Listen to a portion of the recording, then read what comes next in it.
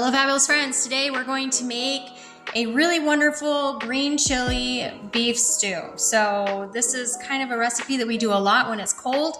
Usually I'll make the green chili beef stew and I'll add a salad on the side, or we'll do grilled cheese on the side. It really just depends upon what you're in the mood for, but it's really because it's a nice cool time of the year, and this is a really great meal and really very simple. Grab out your crock pot or pressure cooker, and you're going to need some beef. We're going to use some beef that I got from my butcher box, an onion. You can do 2 onions if you want, some potatoes, and then you're going to do corn, enchilada sauce. I just want you to see the ingredients here. No bioengineered ingredients here. You can add jalapenos or you can add green chilies. You're gonna do some carrots, some diced tomatoes with jalapenos, and some green beans, as well as, yeah, that's it, so green beans. So what I usually put in this, and you can put any vegetables you want, but that's what I put in there. I get the canned vegetables because I use the liquid from the cans and I leave it in so it creates the sauce. So that's kind of how I put this together. So we're gonna go ahead and put this together and I'll show you how easy and simple it is. When you've got your potatoes, and I'm using a Cuisinart knife, these are really great. So if you are looking in the market for a knife or for a crock pot, pressure cooker, I will link up the ones that I use down below so you have access to them. I'm gonna just cut off the ends that are icky, put those in compost. You want these to be about bite size. You don't want them to be huge or big, just little tiny bite size. So I cut them in 4s usually.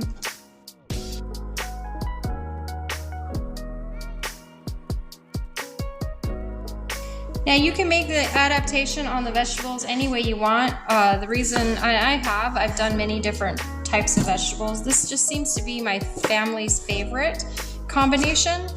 Sometimes I'll put peas, but some people in the family don't like peas, and some people in the family do like peas. So it really is just what your family preference. If you've watched any of my other cooking videos, you know I talk about the fact that when you're a home cook, it's all about making meals that your family's gonna eat and putting in ingredients that are made with love. Now, if I had these vegetables out in my garden, then I would be using those, but I don't have any of these vegetables particularly in my garden. So, and then I would just add some water to it. You can do that too. But at the moment, I do not have any of these ingredients in my garden. So I've already washed these, as you can tell. And chopping up the potatoes, pretty simple, easy. And I'm using the Butcher Box beef stew option, the beef stew pieces. So, and I only use 1 bag. You don't need a lot for this recipe because you're either gonna add some grilled cheese in there or something else on the side to make it longer, or you're not gonna add anything because the other vegetables have, you know, nutrients that you need to. Sometimes we don't need a ton of protein. I feel like we've eaten a lot of protein lately, so that's why I was making this meal, plus it's cold. So you're joining me on one of my family's favorite meals. I just put the potatoes in first because the potatoes take the longest to cook. And you'll just see how nice this knife just cuts through these potatoes. I'm serious. This set that I got from Cuisinart, and biggest thing is I always wind up buying more knives because they wind up rusting. I don't know if you have the same problem in your area. No matter how much I try to get the liquid off of them when I wash them, when I put them away, it just seems like my knives always eventually rust out, even though they're supposed to be stainless steel. I wouldn't recommend washing these in the dishwasher because you don't want the paint to peel, and I think that the paint would peel, but it takes nothing to run it under the water, wash it up in the sink, and dry it off with a towel, and they last a good while. I don't think anything we buy anymore lasts that long. Unfortunately, there's a lot of people who believe that everything that we buy is made to break down, so we will buy more in like a couple years. I'm not 100% sold on that theory, but I definitely can see a lot of things will break down. And you really see it in cars. My husband has oftentimes pointed that out to me. Like, cars will break down at a certain mileage point. Go on forums and read about it. It's wild. All right, so now we got the potatoes done up, we're gonna go ahead and cut up 1 onion. Sometimes I'll do 2 because I've got onions in the tomatoes. I'm just gonna do 1 onion. Now, I personally, however you like your onions, that's your choice. I mean, you can dice them. I like to slice these onions because they cook up really good, and you barely even tell you're eating onions. I do have a kiddo who doesn't like onions, so half the time she doesn't even tell she's eating onions, and there are a lot of health benefits to onions. So I just slice them like this and stick them in there. They cook up really nice. They become basically just thin, and you really can't even tell you're eating onions, which makes them kind of hideable. All right, so now that I've added in the potatoes and the onions, super simple. Now I'm just gonna add in the meat. Again, this is from ButcherBox. I will link up ButcherBox down below. I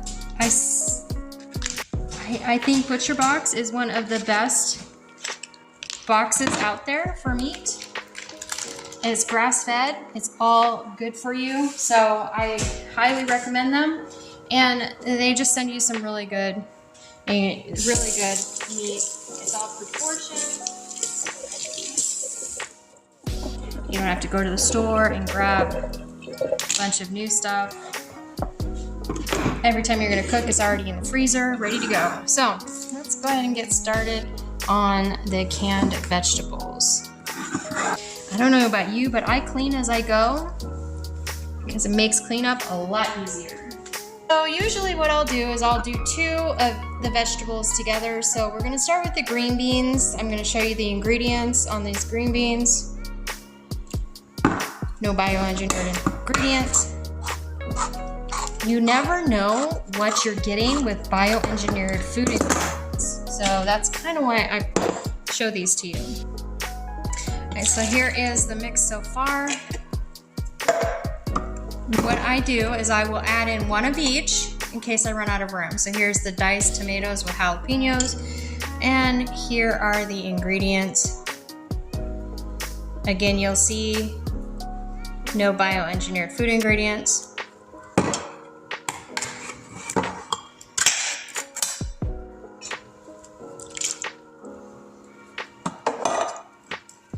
Next up is the golden corn. Again, you'll see, oops. There are some people who believe that corn is actually I'll just move you up for a minute so you can see a better view of that. There's some people that believe that corn is actually all GMO. I'm not sure about that, but it's on one of my research topic lists. I don't cook with a lot of corn, but as you've probably seen, I did do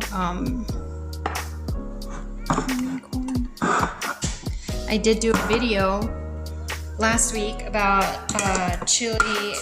homemade chili and cornbread, and the course has, you know, the masa, the corn in there, cornmeal, so I still cook with it. All right, so this is the carrots, water, calcium, and sliced carrots. We're getting kind of full, this is why I put everything in order, and then I will add more. So I've done almost everything but my enchilada sauce. So here's my enchilada sauce. I do recommend this Macayo because they do not have a bioengineered food ingredient. Look at that list water, green chilies, tomatillos, wheat flour, jalapenos. Not too big fan of the canola oil or soybean oil. Chicken flavor or the artificial chicken flavor, but salt, spices, and citric acid. Shake well before adding. There's no bioengineered food ingredient. Many of your enchilada sauces, at least your green, have bioengineered food ingredient. It's Las Palmas and right here.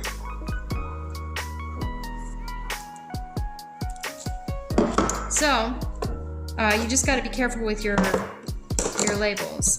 They don't even tell you what the bioengineered food ingredient is. They just tell you that there's a bioengineered food ingredient. I think that is 100% wrong. I think they need to tell you on the label what you're buying, and I think you deserve the right to know that. So we just pour the enchilada sauce in there. And like I said, we just use one big can. This is 28 ounces or 1 pound. All right, and I'm gonna go ahead and add some more tomatoes because I really like the tomatoes in this meal. Probably gonna add two more cans of tomatoes. Here's where you get into figuring out what your family's gonna like the most. So we'll do the green beans. You can add more green chili. My family doesn't like it super spicy. You can also add more jalapenos. My family doesn't like it super spicy, so I won't be adding those in. All right, that is it for this recipe. Now I'm gonna stick it in my pressure cooker. I'm gonna cook it under meat stew, and I'm gonna do that 2 rounds. And by the time the 2 rounds are up, the meat is perfect. The potatoes are perfect, everything's good to go. So I just run it through the cycle of meat stew twice. I'll be back to show you what it looks like. So here is the finished stew. It's very delicious. As you can see, the meat is just falling apart. And I cooked this for 2 times on the pressure cooker at the meat and stew option. And the second time I started the pressure cooker at the meat and stew option, I went ahead and added some salt and pepper. You'll want to add some more salt and pepper, but here is how easily it all falls apart, and it is super delicious.